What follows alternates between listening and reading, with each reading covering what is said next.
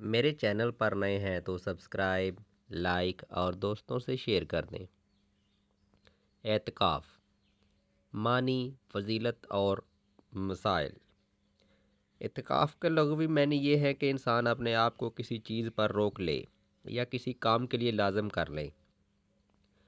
اصطلاح شریعت میں اعتکاف اس عبادت کو کہتے ہیں کہ انسان اللہ تعالیٰ کی عبادت کی نیت سے کسی مسجد میں ایک مقررہ مدت کے لیے ٹھہر جائے۔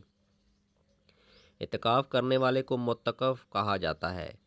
معتکف کے لیے ضروری ہے کہ اس کا کھانا پینا، رہنا سہنا، سونا جاگنا سب مسجد کے اندر ہی ہو، اور وہ بغیر کسی شرعی عذر کے مسجد سے باہر قدم نہ رکھے۔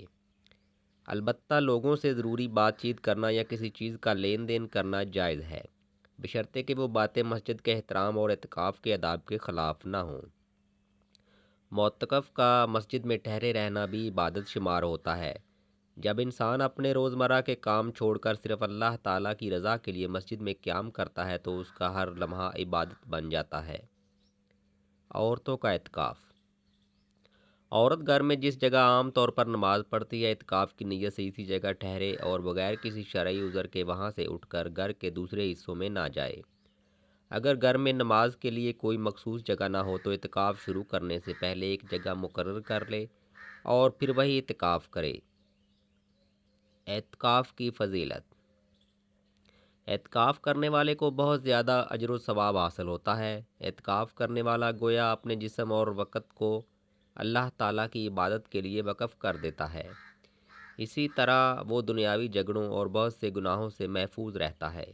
اعتکاف کی حالت میں بندہ ہر وقت عبادت میں مشغول رہتا ہے اور اسے نماز کا ثواب ملتا رہتا ہے، کیونکہ اعتکاف کا اصل مقصد یہی ہے کہ انسان نماز اور جماعت کے انتظار میں اللہ کے گھر میں بیٹھا رہے۔ اس حالت میں بندہ فرشتوں کی مشابہت اختیار کرتا ہے، جو ہر وقت عبادت اور تسبیح میں مشغول رہتے ہیں۔ مسجد چونکہ اللہ تعالیٰ کا گھر ہے، اس لیے معتکف کو گویا اللہ تعالیٰ کے گھر اس کا مہمان ہوتا ہے۔ رمضان کے آخری عشرے کا اعتکاف۔ رمضان المبارک کے آخری عشرے کا اعتکاف سنت موقدہ ہے۔ اس کی ابتدا 20 رمضان کی شام غروب آفتاب سے ہوتی ہے اور عید کا چاند نظر آنے پر ختم ہو جاتی ہے۔ یہ سنت موقدہ علی الکفایہ ہے، یعنی اگر محلے یا مسجد کے چند لوگ اعتکاف کر لیں تو سب کی طرف سے یہ ذمہ داری ادا ہو جاتی ہے۔ معتکف کے لیے مستحب اعمال۔